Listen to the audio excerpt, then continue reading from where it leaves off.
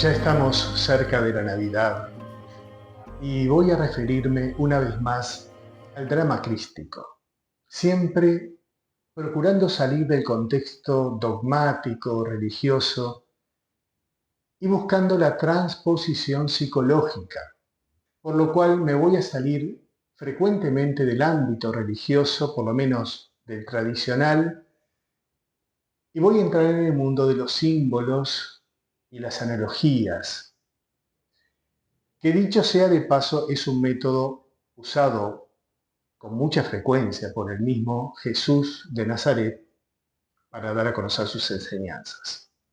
Entonces, aclarado este punto, voy a comenzar hablando de los apóstoles, esos acompañantes de la labor crística que son ante todo expresiones de la naturaleza del ser universal en cada ser humano, en cada uno de nosotros. Los apóstoles son agentes psicológicos que existen potencialmente en cada ser humano y que son necesarios para que la conciencia, la comprensión iluminada, lo que llamamos la conciencia crística, pueda manifestarse. Y cuando menciono la conciencia crística, me refiero a la misma conciencia que es objeto de estudios psicológicos y científicos desde tiempos inmemoriales.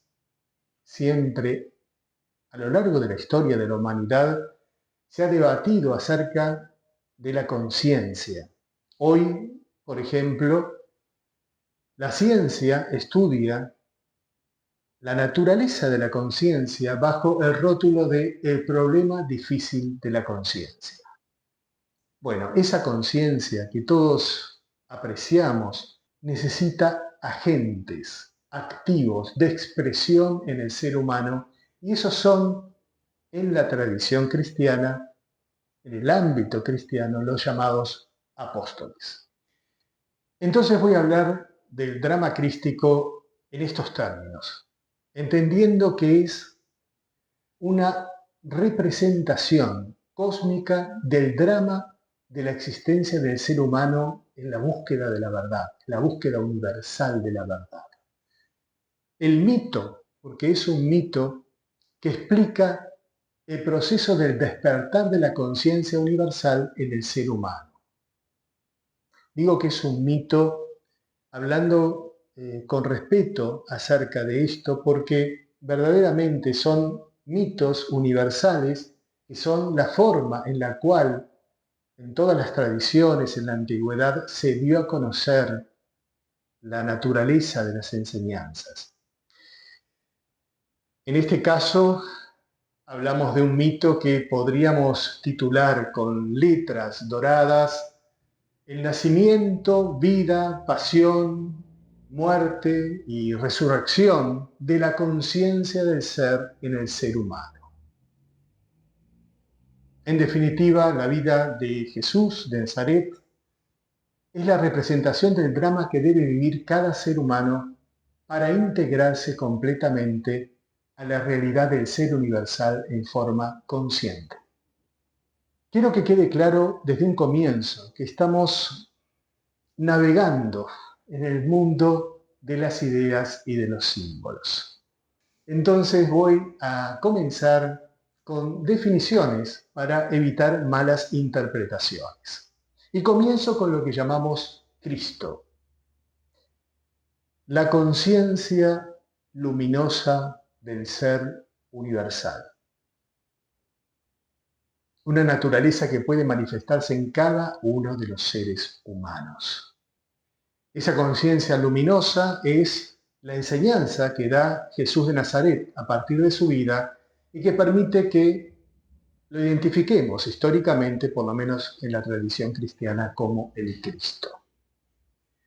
En ese sentido no es el único maestro que ha vivido este drama, pero sí es el que lo ha hecho en el entorno de nuestra civilización, y vale decirlo, lo ha hecho con símbolos universales maravillosos, lo que verdaderamente realza su misión a través del paso de los siglos. Hoy nos ha sido legada una enseñanza maravillosa a través de textos y también a través de ciertas tradiciones que se han mantenido a lo largo de los siglos.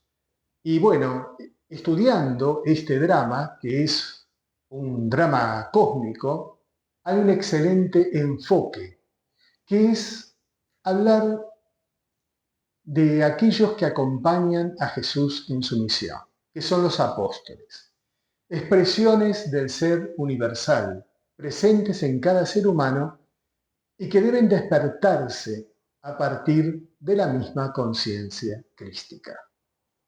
Los apóstoles son algo así como agentes de manifestación de la conciencia, pero están inactivos, duermen en el ser humano común, hasta tanto no reciben el llamado a manifestarse. Es decir, que todas las expresiones, todas las fuerzas de los apóstoles son inertes hasta que se vuelven conscientes, hasta que la conciencia crística activa esas fuerzas.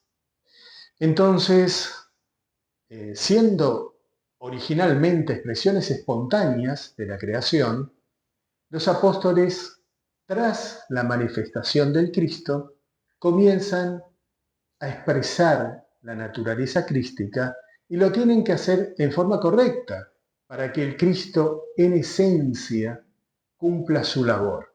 La labor que, bueno, queda resaltada en esos evangelios que todos conocemos. Particularmente vamos a referirnos en esta introducción y en general a los evangelios canónicos, sabiendo que hay evangelios apócrifos que no solamente explican elementos similares, sino que amplían, pero vamos a referirnos a los evangelios canónicos.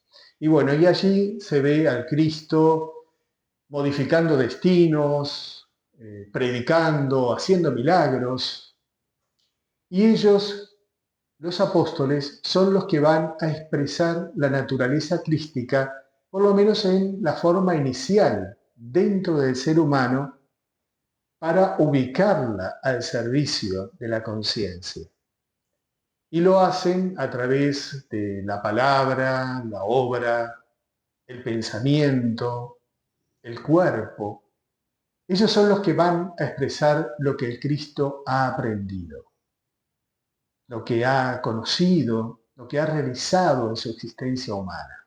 Entonces, la naturaleza del Cristo está afirmada en la existencia de esos enviados o apóstoles que hablan en su nombre, que es el nombre de la conciencia del ser aquí y ahora.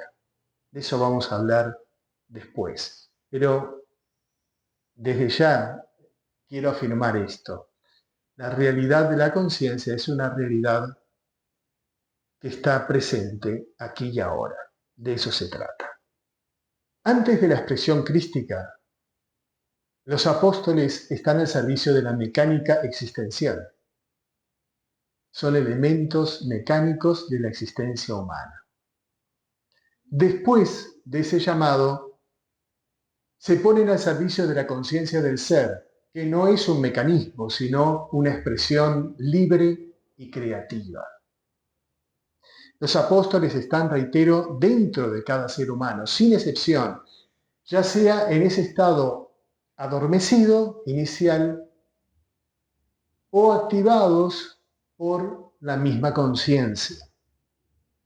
Entonces, así como podemos hablar de la interconexión y la dependencia mutua entre todos los seres, eso que, por ejemplo, el maestro Thich Nhat Hanh llamó interser, todos los seres humanos unidos en una sola naturaleza, en una sola conciencia. Podríamos también hablar de que el ser universal tiene en el ser humano, en cada uno de nosotros, una realidad con diversas expresiones, como si fuera un multiser.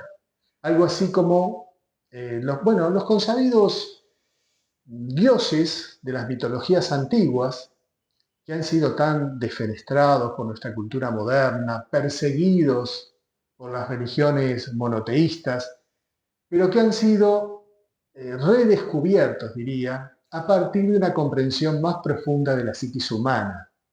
Hoy en día tenemos una visión diferente a la que en los siglos pasados se tenía acerca de esos dioses y entendemos que es una forma diferente de explicar una misma realidad. Los apóstoles son como esos, diríamos, semidioses de las mitologías antiguas. Y bien, la palabra apóstol proviene etimológicamente del griego apóstolos, que significa enviado o mensajero. Su significado era similar a embajador, pero se usó ya con más claridad, con posterioridad a la vida pública de Jesús, para designar a aquellos que fueron enviados por él para difundir el mensaje. Y tenemos en el rango de apóstoles también, por ejemplo, a Pablo, a Bernabé, que son posteriores inclusive. Sobre ellos no vamos a hablar ahora, pero sí vale la pena entender también de que son elementos psicológicos que están presentes dentro de la cultura cristiana con posterioridad también a la vida pública de Jesús. Y para entender a estos mensajeros, a estos enviados, tenemos que entender lo que es la naturaleza de aquello que llamamos Cristo y del drama crístico, que no es más que la versión judeo-cristiana del viaje del héroe, también descrito por el profesor Joseph Campbell en sus libros y que está presente en todas las culturas antiguas de una u otra forma. Así, por ejemplo, si indagamos en los rollos del Mar Muerto, miren, encontramos teologías precursoras del cristianismo en esos rollos del Mar Muerto. La visión mesiánica, es decir, la idea que debía venir un Mesías, la nueva alianza, el sacrificio expiatorio, el mismo término hijo de Dios. De esa manera podemos entender que aunque parezca un contrasentido, el cristianismo existió antes de Jesús, como un drama cósmico universal atemporal que luego fue representado naturalmente por el Maestro Jesús de Nazaret, llegando a nosotros como una experiencia de vida, como la promoción de una experiencia de vida que nos relacione, que nos ligue con lo espiritual. Y luego tenemos que entender también que a lo largo de 2000 años se ha alterado sustancialmente la visión general de la vida de Jesús de Nazaret, ya sea por ignorancia o por intencionalidad. Hoy tenemos verdaderamente una imagen muy distorsionada y a veces pueril de ese drama cósmico. Y en esos racontos continuos que se hacen de la vida de Jesús a través de cuentos, historias, películas, cada vez más distorsionadas, hemos malentendido estos símbolos y hemos alterado hasta su probable aspecto físico, por ejemplo, al punto de que hoy asociamos el rostro de Jesús con el de un hombre anglosajón, rubio, por ejemplo, y no con el de un semita. Y finalmente, esto es una inducción, no necesariamente la vida de Jesús de Nazaret, del hombre, del maestro, se ajusta exactamente a aquello que se relata en los evangelios. Jesús es en todo caso el intérprete, el magnífico intérprete de ese guión universal que es el nacimiento, vida, pasión, muerte y resurrección del Cristo, y que en su interpretación necesariamente tiene que estar rodeado de escenarios y personas que tal vez no se ajustaran exactamente al tiempo y al espacio que ocupó Jesús en su vida pública. Bien, entonces definimos al Cristo como la conciencia luminosa del ser universal en el ser humano, y esa conciencia tiene que pasar por la existencia y precisa expresiones. Esas expresiones se manifiestan, se conectan, se ponen de acuerdo y permiten que esa luz brille en el ser humano, que la luz crística brille en el ser humano. Voy a dedicar un momento más a esto, porque es el contexto en el que voy a hablar de este tema, usando tal vez ahora, voy a intentarlo, términos más sencillos. La palabra Cristo, que hoy en día es casi sinónimo de Jesús, proviene sin embargo del griego Christos y significa ungido. Este término griego es a su vez traducción del hebreo Mesías, Mesías, que es el ungido como rey o como sacerdote para realizar una misión. Es coronado, es ungido con una misión.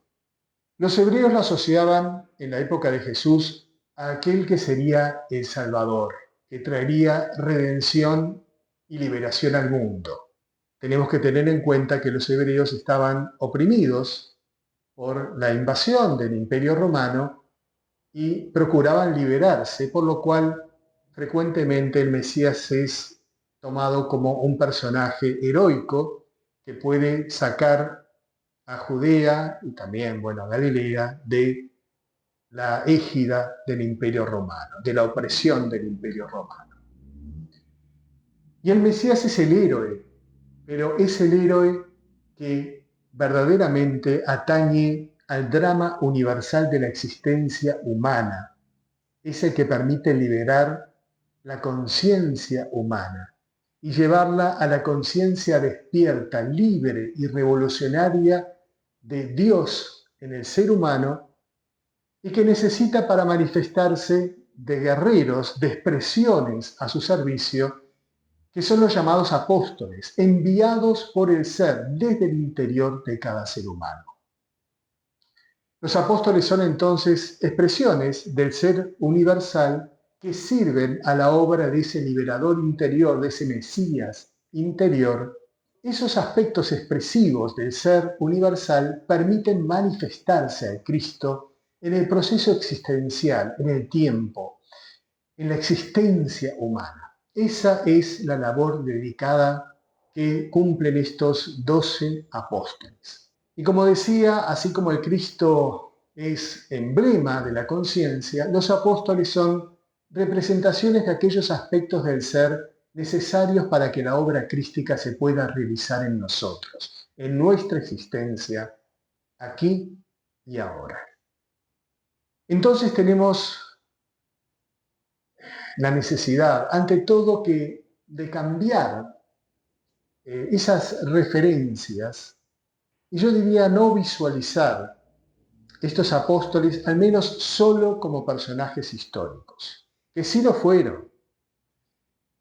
Verlos fundamentalmente como eso, como expresiones del ser que cada ser humano debe desarrollar, seguir, acompañar y expresar existencialmente.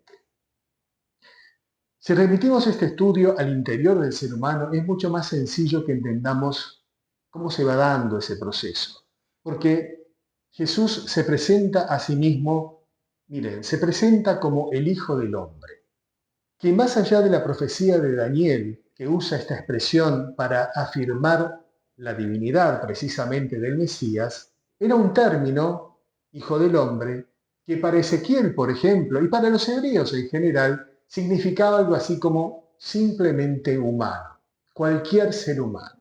Entonces, con esta expresión, Hijo del Hombre, Jesús está explicando, al igual que Ezequiel, que el desarrollo de su misión surge de la estatura humana, o que es posible desarrollar la labor crística a partir del hombre común. Algo así como Dios en su infinita grandeza está en el sencillo y simple ser humano. Los apóstoles es el ser en expresión, en facetas específicas que son las propias de cada apóstol. Pero cada uno de estos enviados es el ser en el aspecto expresivo en el que está manifestado y que abarca toda la naturaleza del ser en esa expresión. Entonces, la función del apóstol no es la de expresarse en forma individual, particular, menos aún contrapuesta, sino unirse para generar una unidad múltiple, que es la manifestación del ser consciente, que es la antítesis del ego, que es la expresión del ser, pero separada de su naturaleza original, la expresión del ser esencial alejada de su origen. La unidad múltiple es una expresión única de la naturaleza del ser existencial con conciencia. El ego, en cambio, se apoya en la mente y se divide, se parte en múltiples expresiones mentales que desvirtúan la manifestación original, y son esos aspectos conflictivos del ser humano que se amparan precisamente en la inconsciencia, la ignorancia, esas múltiples identidades que no responden a la naturaleza del ser esencial, responden a manifestaciones agregadas al original, las que predominan en nuestra cultura y en nuestra civilización, los deseos, las pasiones, odios, miedos, codicias, etc. Todo lo que llamamos ego, en definitiva. Esas son manifestaciones apartadas del ser esencial, disgregadas, partidas. Eso ocurre cuando hay un vínculo muy débil entre la naturaleza humana y el ser esencial. Entonces, el ser no puede expresarse en forma auténtica, original, sino que lo hace a través de esos deseos, voluntades contrapuestas, dispersas, sin un centro de gravedad.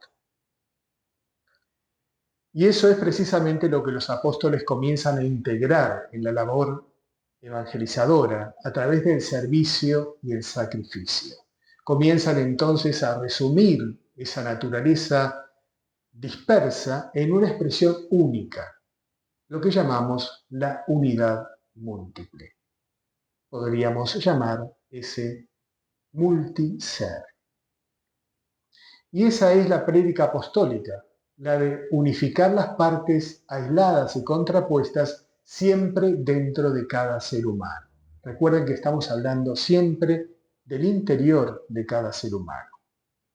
De esa manera, el ser comienza a expresarse en cada uno de nosotros a través del Pedro interior, del Santiago interior, del Juan interior, del Mateo interior, etcétera, etcétera.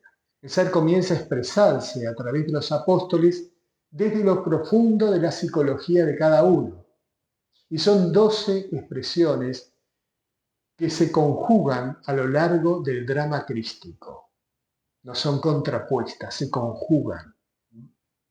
Y la máxima conjunción se da en la última cena, que marca la unión total de esas fuerzas para la manifestación del ser universal, del Cristo en conciencia y en sustancia.